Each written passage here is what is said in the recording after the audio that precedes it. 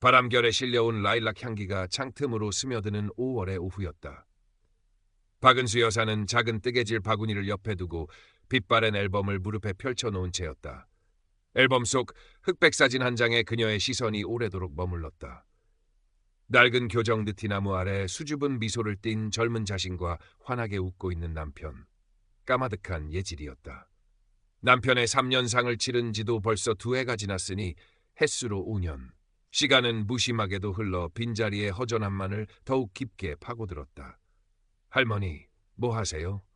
현관문 열리는 소리와 함께 손녀 민지의 맑은 목소리가 들려왔다.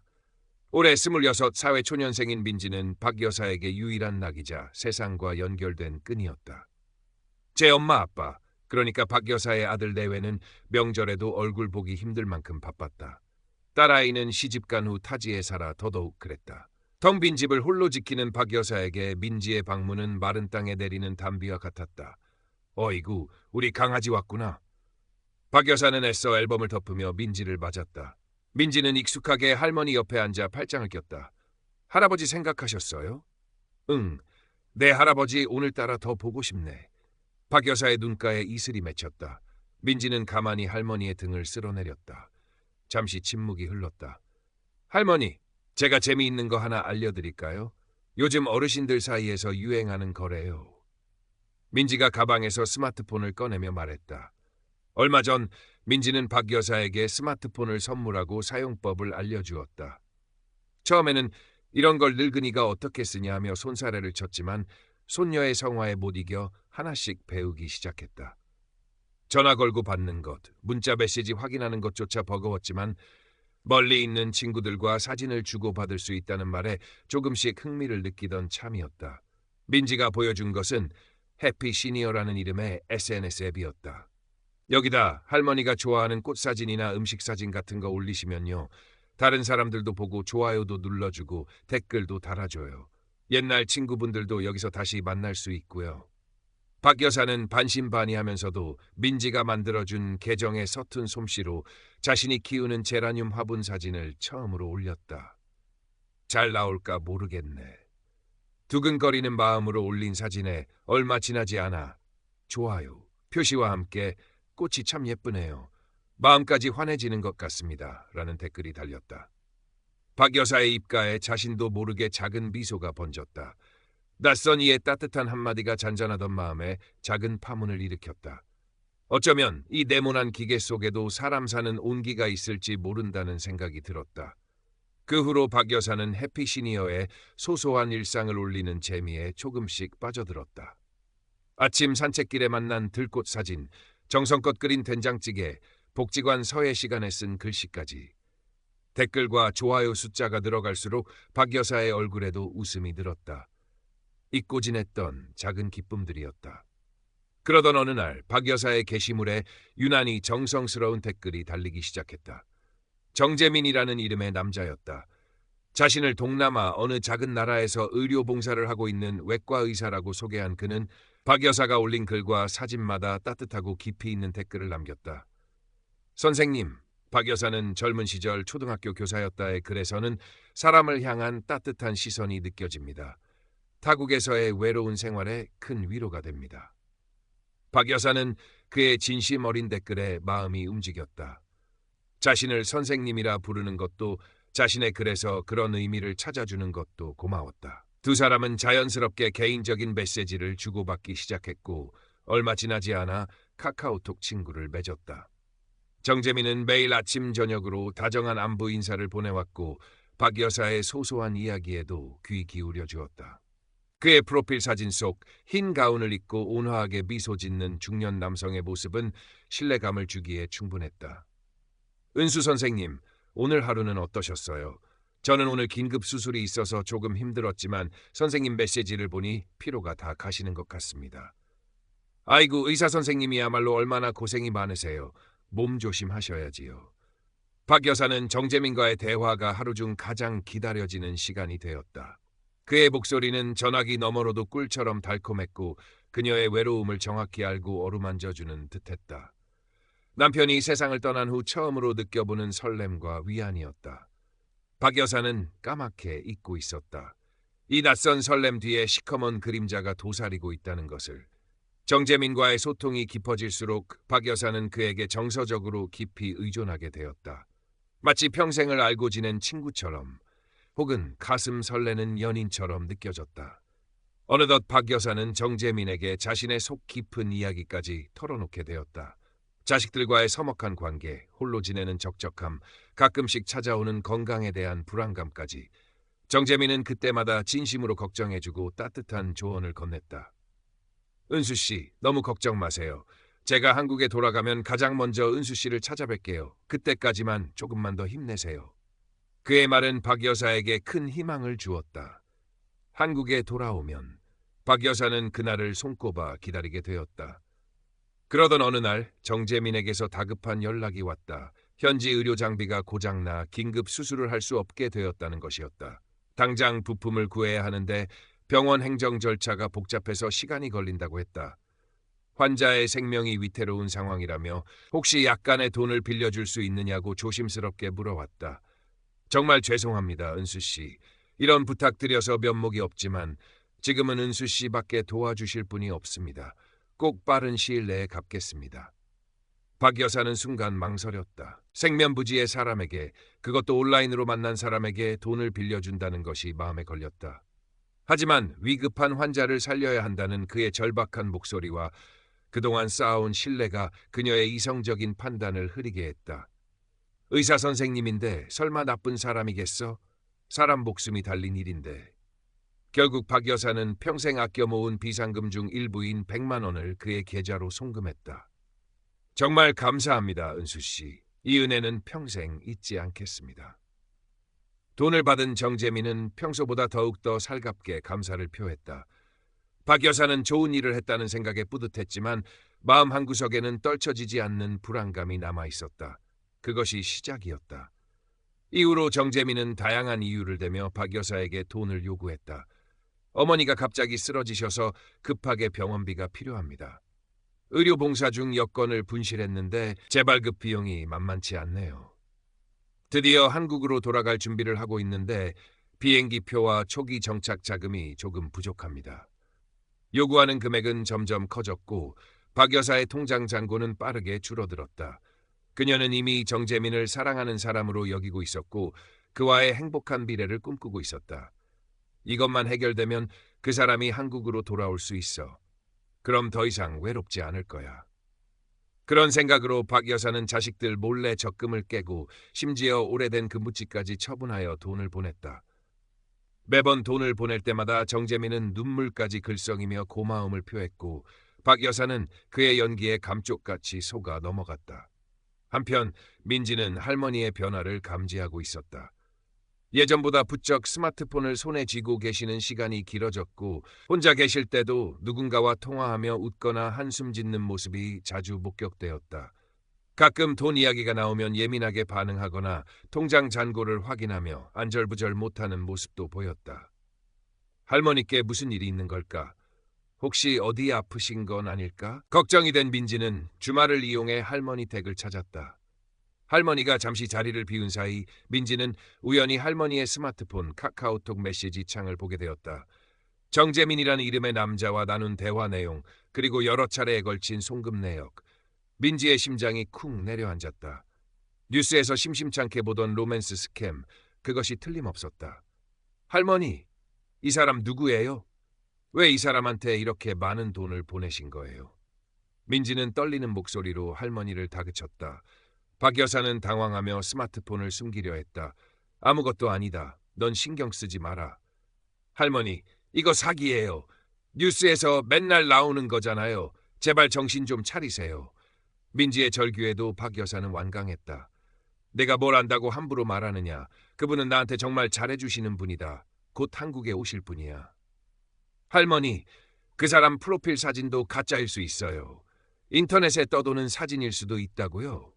민지는 인터넷에서 검색한 로맨스 스캠 수법과 도용된 프로필 사진 사례들을 보여주며 할머니를 설득하려 했지만 박 여사는 귀를 막고 고개를 저을 뿐이었다. 아니다. 그럴 리 없다. 정 선생님은 그런 분이 아니야. 이미 정재민의 달콤한 말에 깊이 중독된 박 여사에게 손녀의 외침은 잔소리처럼 들릴 뿐이었다. 오히려 자신과 정재민의 숭고한 사랑을 이해하지 못하는 민지가 야속하게 느껴졌다. 그날 이후 할머니와 손녀 사이에는 차가운 벽이 생겼다. 박 여사는 민지의 연락을 피했고 정재민에게 더욱 의지하며 그의 말이라면 무엇이든 믿으려 했다. 하지만 밤이 되면 민지의 울먹이던 목소리와 사기라는 단어가 귓가에 맴돌아 잠을 이루지 못하는 날들이 늘어갔다. 불안감은 검은 그림자처럼 그녀의 마음을 갉아먹고 있었다. 시간이 흐를수록 박 여사의 불안감은 커져만 갔다. 정재민은 약속했던 한국행을 이런저런 핑계로 계속 미루었고 돈 요구는 그치지 않았다. 마지막으로 이것만 해결되면 정말 한국으로 갈 수 있습니다. 은수 씨, 저를 믿어주세요. 그의 목소리는 여전히 다정했지만 어딘지 모르게 초조함이 묻어나는 듯했다. 박 여사는 이제 바닥을 드러낸 통장과 자식들 볼 면목 없는 자신의 처지를 생각하며 밤마다 한숨을 내쉬었다. 정말 이번이 마지막일까? 만약 그 사람 말이 모두 거짓이라면? 끔찍한 상상이 머릿속을 스쳤지만 애써 고개를 저었다. 이미 너무 많은 것을 걸어버린 도박이었다. 마침내 정재민에게서 마지막 통보와 같은 연락이 왔다. 은수 씨, 드디어 모든 준비가 끝났습니다. 하지만 한국에서의 초기 정착 자금과 비행기 표값이 아직 조금 부족합니다. 2천만 원, 딱 2천만 원만 더 보내주시면 모든 것을 정리하고 당장 내일이라도 당신 곁으로 날아갈 수 있습니다. 이것이 정말 마지막 부탁입니다. 2천만 원. 박 여사에게는 이제 그런 큰 돈이 남아있지 않았다. 평생 교직에 몸담으며 아껴 모은 노후 자금은 이미 정재민에게 대부분 넘어간 후였다. 남은 것이라고는 지금 살고 있는 이 낡은 단독주택뿐. 박 여사는 깊은 고민에 빠졌다. 집을 담보로 대출을 받아야 하나? 아니면 민지에게라도 손을 벌려야 하나? 하지만 자존심이 허락하지 않았다. 이미 민지에게 큰 실망을 안겨준 터였다. 며칠을 뜬 눈으로 밤을 새운 박 여사는 결국 결심했다. 그래, 이것이 마지막 기회일지도 몰라. 그 사람을 믿어보자. 그 사람이 오면 모든 것이 해결될 거야. 그녀는 떨리는 손으로 오래된 장롱 깊숙한 곳에 숨겨두었던 마지막 비상금과 얼마 남지 않은 예금을 합쳐 겨우 1,000만 원을 만들었다. 나머지 1,000만 원은 박 여사는 차마 실행에 옮기지 못했던 생각을 떠올렸다. 바로 남편이 남겨준 유품 중 가장 값나가는 것이었던 오래된 골동품 시계. 그것만은 팔고 싶지 않았지만 다른 방법이 없었다. 다음 날 아침 박 여사는 착잡한 마음으로 전당포를 나섰다. 손에 쥔 1,000만 원은 쇳덩이처럼 무겁게 느껴졌다. 약속된 시간까지 돈을 보내야 한다는 정재민의 재촉이 귓가에 맴돌았다. 그녀는 곧장 은행으로 향했다. 은행 창구는 비교적 한산했다. 박 여사는 떨리는 목소리로 송금 용지를 작성했다. 정재민이 알려준 낯선 이름의 계좌번호. 창구 직원은 박 여사의 불안한 표정과 거액의 송금액을 보고는 잠시 망설이는 듯하더니 조심스럽게 물었다. 어르신, 혹시 이 돈 누구에게 보내시는 건가요? 최근에 전화나 문자로 돈을 요구받으신 적은 없으신지요? 아닙니다. 그냥 개인적인 일입니다. 박 여사는 당황하며 얼버무렸다. 직원의 눈빛에는 의심이 가득했다. 어르신, 요즘 어르신들 대상으로 한 금융사기가 많아서요. 혹시 모르니 다시 한번 확인해 보시는 게. 그때였다. 할머니. 은행 문을 박차고 들어오는 민지의 다급한 목소리가 들려왔다. 민지는 할머니의 외출을 직감하고 뒤따라온 것이었다. 할머니, 안 돼요. 제발 보내지 마세요.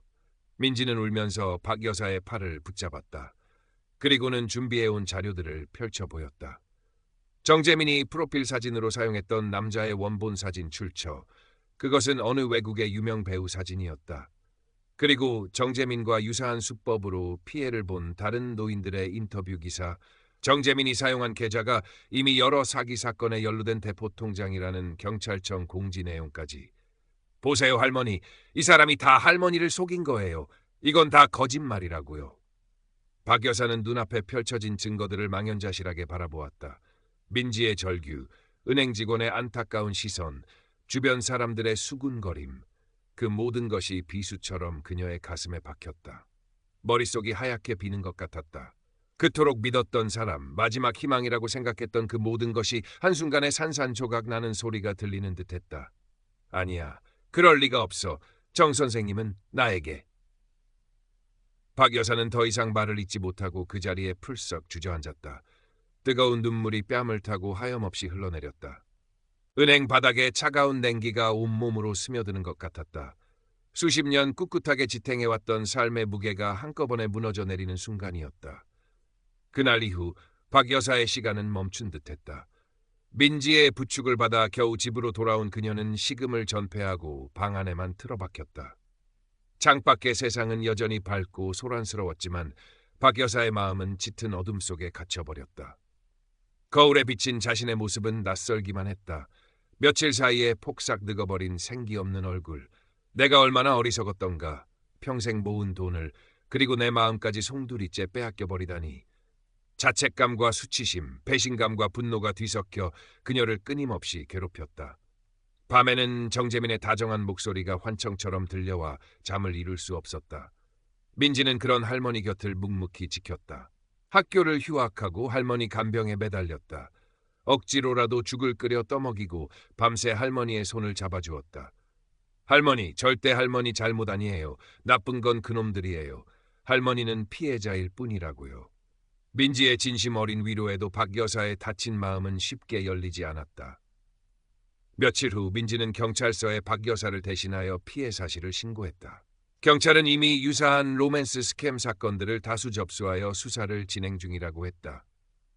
하지만 범인들이 해외에 서버를 두고 점조직 형태로 활동하는 경우가 많아 검거가 쉽지 않으며 피해액을 돌려받을 가능성은 희박하다는 절망적인 이야기도 덧붙였다. 시간은 더디게 흘러갔다. 박 여사는 여전히 깊은 우울감에서 헤어나오지 못했지만 민지의 극진한 보살핌 덕분에 조금씩 기력을 회복하기 시작했다. 민지는 할머니를 데리고 병원에 가서 심리 상담을 받게 했고 주말에는 일부러 공원 산책을 나서기도 했다. 그러던 어느 날 경찰로부터 정재민의 본명을 포함한 로맨스 스캠 일당이 검거되었다는 연락이 왔다. 그들은 국내외 노인들을 상대로 수십억 원을 가로챈 혐의를 받고 있었다. 박 여사가 보낸 돈은 이미 그들의 유흥비나 다른 범죄 자금으로 모두 탕진된 후였지만 그들이 더 이상 다른 사람들을 속일 수 없게 되었다는 사실에 박 여사는 아주 작은 안도감을 느꼈다. 민지는 인터넷에서 노인 대상 금융사기 피해자 지원센터와 자조 모임 정보를 찾아 박 여사에게 건넸다. 처음에는 내가 거길 왜 가니? 창피하게.